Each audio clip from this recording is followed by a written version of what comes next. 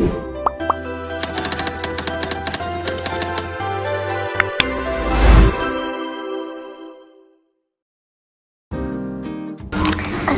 warahmatullahi wabarakatuh. Halo teman-teman semuanya, kembali lagi bersama aku Rasendri Jagarita Paramesti dengan NIM 241080200087. Nah teman-teman, di sini aku bakal bahas salah satu kisah yang luar biasa dari sejarah Islam, yaitu peradaban Islam di Spanyol yang dulu dikenal dengan nama Al-Andalus. Nah teman-teman, mungkin kisah ini itu jarang disadari sama banyak orang, tapi kali ini aku bakal bahas ini dalam video ini gitu. Nah teman-teman, coba bayangin deh, di saat di Eropa itu dulu masih dalam kegelapan hidupnya, di sana justru umat Islam berada di puncak kejayaan dari segi ilmu pengetahuan, seni maupun peradabannya. Jadi kita bakal bahas kisahnya dari awal sampai akhirnya menjadi sumber inspirasi bagi dunia barat.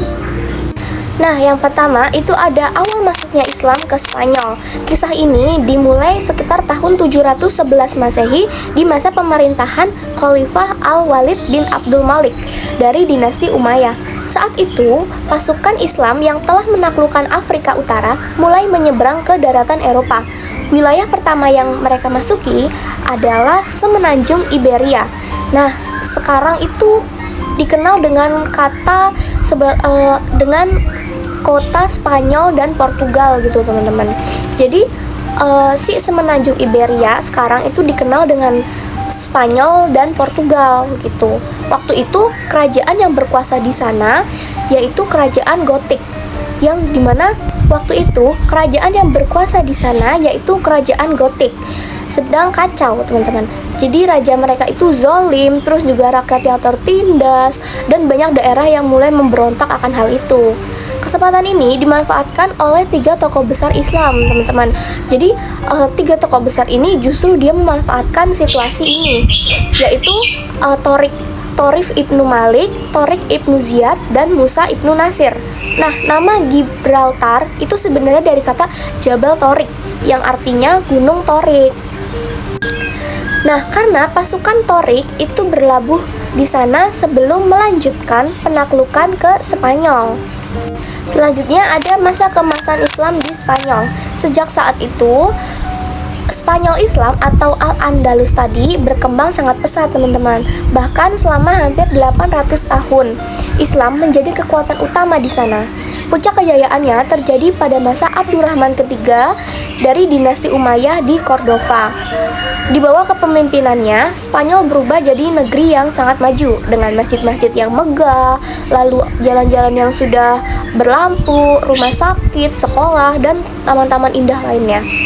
Bayangin, di saat kota-kota di Eropa itu masih kotor dan gelap, justru Cordova sudah punya sistem air bersih, penerangan malam, dan universitas besar. Itulah sebabnya banyak orang menyebut masa itu sebagai zaman keemasan Islam di Spanyol.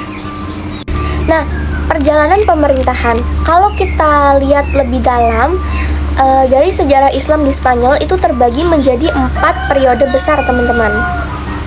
Pada periode pertama itu di bawah dinasti Umayyah dari Baghdad, yang dimana masih banyak konflik dan perebutan kekuasaan antar gubernur.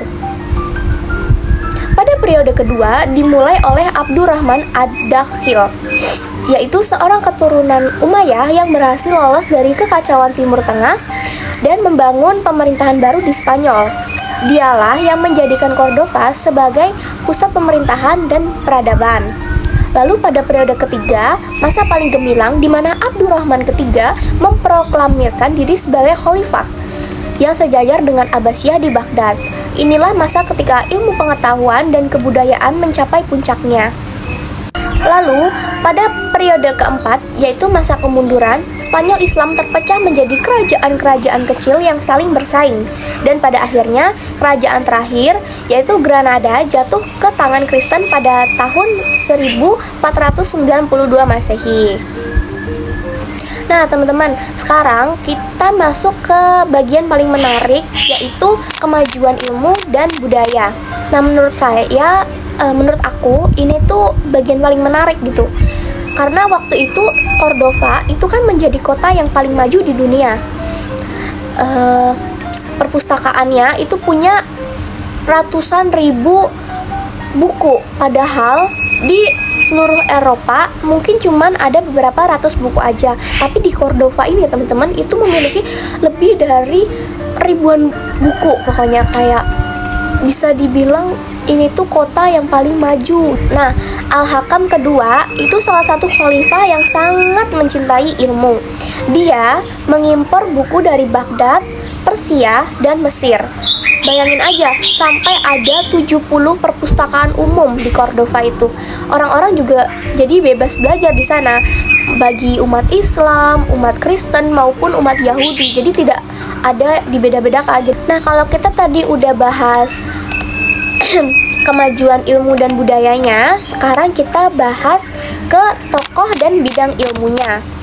Ada beberapa tokoh besar yang terlahir pada masa itu, yaitu ada Ibnu Bajjah, Ibnu Tufail, dan Ibnu Rushd. Dalam bidang sains dan kedokteran, ada Abbas Ibnu Farnas yang dikenal sebagai ilmuwan jenius. Dia melakukan percobaan terbang dengan sayap jauh sebelum Wright bersaudara. Ia juga menemukan cara membuat kaca dari batu dan mengembangkan astronomi. Dan ada juga Ahmad bin Ibas, yaitu dokter terkenal, dan Umi Al-Hasan, dokter wanita yang dihormati masyarakat di Cordova, teman-teman. Dalam musik dan seni, ada tokoh yang bernama Zaryab. Dia membawa gaya hidup baru ke Spanyol, mulai dari musik, mode berpakaian, sampai cara makan yang sopan. Jadi konsep fine dining itu di Eropa hari ini sebagian berasal dari pengaruh Zaryab gitu. Dan dalam arsitektur Islam meninggalkan warisan megah seperti masjid di Cordova dan istana Alhambra di Granada. Bangunan ini masih berdiri indah sampai sekarang, jadi saksi bisu kejayaan di masa lalu. Nah, kalau tadi kita udah bahas kejayaan-kejayaan yang maju, kita akan masuk ke kejayaan yang mulai runtuh. Sayangnya seperti roda yang berputar, kejayaan itu juga perlahan mundur loh teman-teman. Jadi memudar gitu. Perpecahan antara pemimpin muslim membuat Spanyol Islam itu rapuh. Jadi masing-masing wilayah ingin berkuasa sendiri. Mereka itu egois gitu. Sementara kerajaan Kristen di utara itu sudah mulai kuat dan menyerang balik.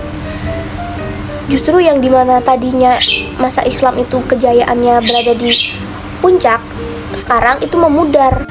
Selain itu, kondisi ekonomi juga melemah dan tidak ada lagi ideologi yang bisa menyatukan umat.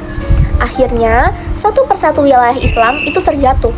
Dan puncaknya pada tahun 1492, Granada, yaitu kota terakhir Islam di Spanyol, menyerah kepada Raja Ferdinand dan Ratu Isabella.